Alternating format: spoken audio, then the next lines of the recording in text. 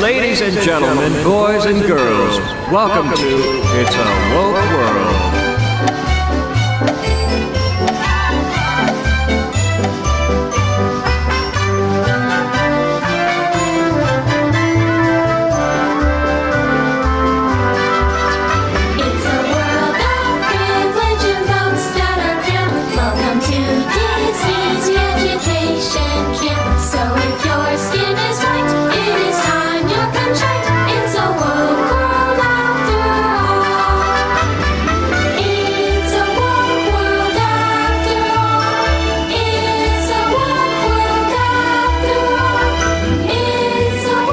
Destruction be our lot, we ourselves must be the authors and finishers.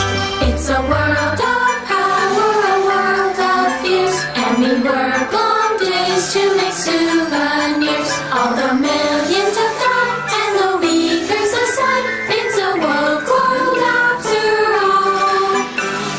It's a woke world after all. It's a woke world after all. It's a woke world after all. It's a woke world. There is a land where you once lived free as a capitalist paid on the bourgeoisie. We could eat till we're fat and would vote in the crap if we just get past that wall. It's a woke world after all. It's a woke world after all. It's a woke world after all. It's a woke world.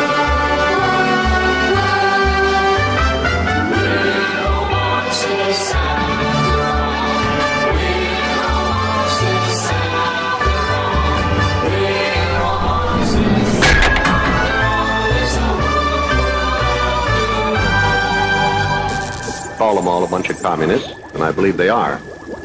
Welcome to a harsh realist broadcast on May 5, 2023. We are living in strange times. In fact, I would say we are at the peak of insanity. Mind you, I never cease to be amazed. To my right I have Steve, the eternal optimist. I believe he sees life through rose-tinted glasses. I am sure he has the strongest prescription possible.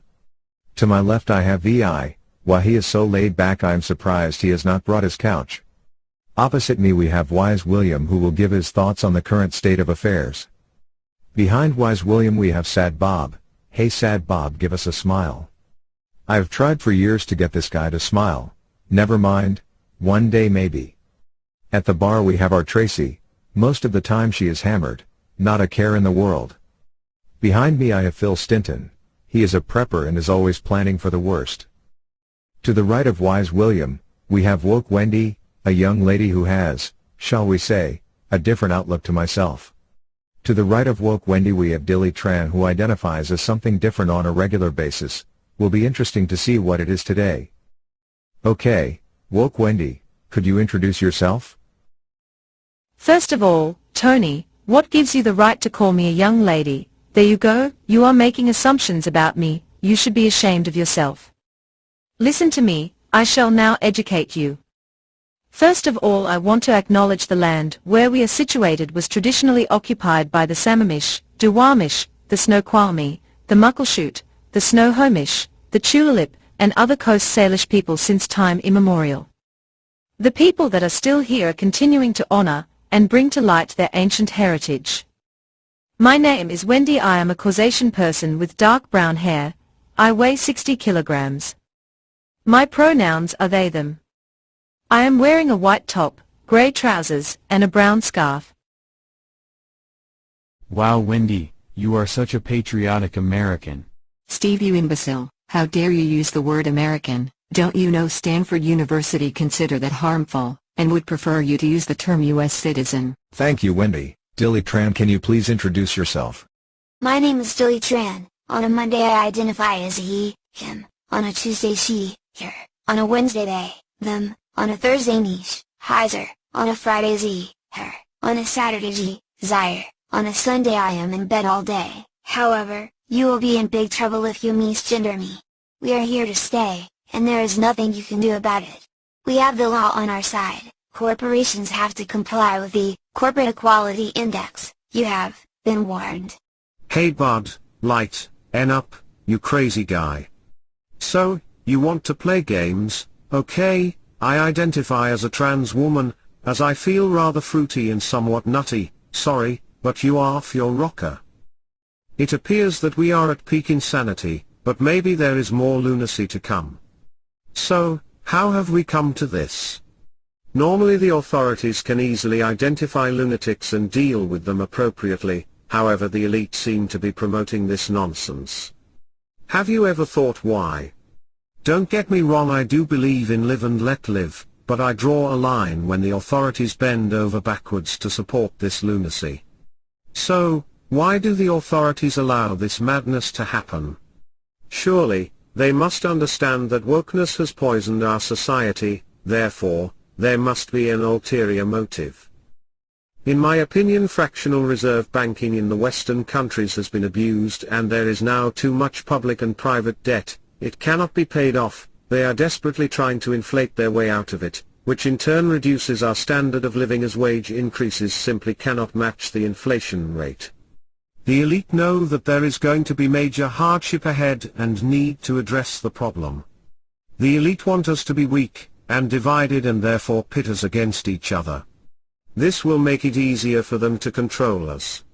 Think about it, a certain woke, supposedly trans influencer, has advertised various products and has even had an interview with the President of the United States. It's bizarre and I suspect over 95% of the population agree with me. In primary schools they are allowing drag queens to perform in front of children, again totally bizarre. The authorities are even at ease when a child takes puberty blockers and has breasts removed, utter disgrace. The world is in a very dangerous position and very few people are aware of this. The financial system is on the verge of collapse and soon many people will lose everything. Those that have property will not be able to afford to keep up the mortgage payments. Don't worry, they say, large companies such as BlackRock will purchase properties to enable you to rent from them. If you lose your job, you will be entitled to universal basic income, and therefore you will own nothing and be happy. Agenda 2030 is well on its way and very few people see this coming. Central banked digital currency is also well on its way, cash is slowly being erased, many people, especially the young, are quite at ease with this. Must admit, when I was young, I did not see the bigger picture. Nor do the 10 million followers of a certain trans influencer. It's seen as trendy for a male to dress up as a female, it seems trendy to be part of an activist group, it's a sense of belonging, just like a cult. It really does appear to me that the loony left is driven by ideology and emotion, whilst the conservatives are driven by logic and critical thinking. We are at a crossroads. Are we prepared to sacrifice our freedoms for so-called security?